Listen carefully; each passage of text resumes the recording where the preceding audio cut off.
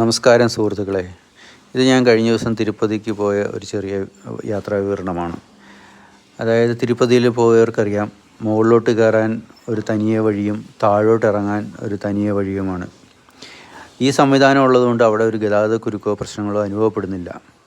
ഇതെന്തുകൊണ്ട് നമ്മുടെ പമ്പയിൽ നിന്നും താഴെ നിലയ്ക്കൽ ടച്ച് ചെയ്യാതെ പ്ലാപ്പള്ളി റോഡിൽ ടച്ച് ചെയ്യാൻ പ്ലാപ്പള്ളി റോഡിലോട്ട് പോകാനായിട്ട് ഒരു എക്സിറ്റ് പാത എന്തുകൊണ്ട് ഇത്രയും വർഷമായിട്ടും നമ്മുടെ ശബരിമലയിൽ ചെയ്യാൻ സർക്കാരിന് സാധിച്ചിട്ടില്ല?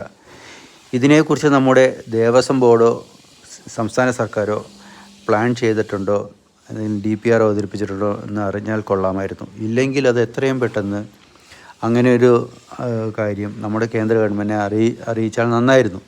അതായത് വനം ഉപയോഗിക്കണമെങ്കിൽ കേന്ദ്ര സർക്കാരിൻ്റെ അനുമതി വേണമല്ലോ എന്ത് പ്രവർത്തനത്തിനും. അതിന് എൻ്റെ ഒരു വിശ്വാസം, നിലവിലിരിക്കുന്ന മോദി സർക്കാരിൻ്റെ അടുത്ത് ഒരു സത്യസന്ധമായ ഡെവലപ്മെൻറ്റ് പ്ലാൻ കൊണ്ടുവന്നാൽ അത് നടപ്പിലാക്കപ്പെടും എന്നാണ് എൻ്റെ വിശ്വാസം. അതിനായി ഇനിയെങ്കിലും അതൊന്നും ആലോചിച്ചിട്ടില്ലെങ്കിൽ എത്രയും പെട്ടെന്ന് ആലോചിച്ച് അതിനുവേണ്ട നടപടികൾ എടുക്കുക.